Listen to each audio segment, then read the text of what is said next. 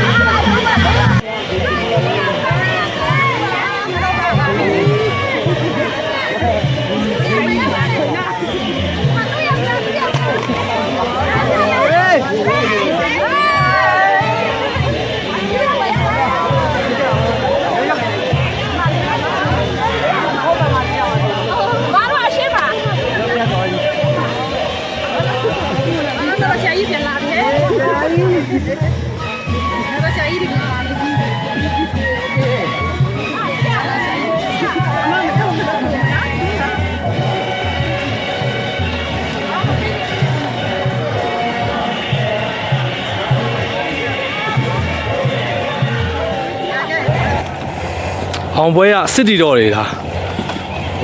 ရှေ့တန်းပြန်အောင်ပွဲရစစ်တီတော်တွေလားရှေ့တန်းမှာလည်းစမတ်ကြရနောက်တန်းပြန်ဝင်လည်းစမတ်ကြရအကုန်လုံးကြည့်လိုက်လုံးဝစတောင်းမိုင်းနေကြီးပဲမှာနော်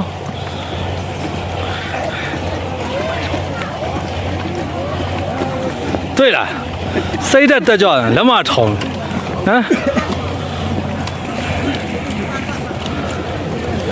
ကျန်ဘယ်တော့ကြည့်နေဖို့ကောင်းလဲမိသားစုတွေလာကြိုကြတယ်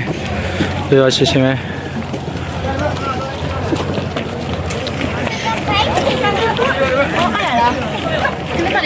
ပြောရှင်းကြိုးဆိုကြရဗျာမိသားစုတွေ